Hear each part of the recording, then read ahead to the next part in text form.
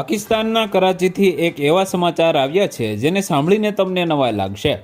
ગયા સોમવારે પાકિસ્તાનમાં ભૂકંપ આવ્યો હતો। તકનો લાભ જોઈને કરાચીની સેન્ટ્રલ જેલમાંથી 200 કેદીઓ જેલમાંથી ભાગી ગયા હતા। કરાચીની આ વિસ્તારમાં 24 કલાકમાં 3.2 થી 3.6 ની તીવ્રતાના ઓછામાં ઓછા 3 આંચકા અનુભવાયા હતા। કરાચીની આ જેલમાં બચ્ચા જેલ તરીકે પણ ઓળખવામાં આવે છે, જેમાં ભૂકંપના આંચકાને કારણે જેલની દિવાલોમાં તિરાડો પડી ગઈ હતી અને ઘણી જગ્યાએ દિવાલો પણ પડી ગઈ હતી।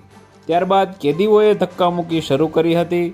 અગાઉ ભૂકંપ દરમિયાન સુરક્ષાના કારણોસર 1000થી વધુ કેદીઓને તેમના બેરેકમાંથી બહાર કાઢીને ખુલ્લા મેદાનમાં ભેગા કરવામાં આવ્યા હતા।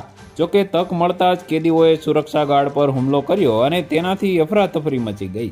કેદીઓએ તેમના હથિયારો છીનવી લીધા અને ગોળીબાર શરૂ કરી દીધો। આ દરમિયાન એક કેદીનું મોત થયું અને જેલ પ્રશાસનના 3 કર્મચારીઓ અને એક જેલ ગાર્ડ પણ ઘાયલ થયા છે। તો વધુ માહિતી મેળવવા માટે ચેનલ સાથે જોડાયેલા રહો। વિડીયો પસંદ આવે તો લાઈક કરી દેજો। ચેનલમાં નવા છો તો સબસ્ક્રાઇબ કરી દેજો।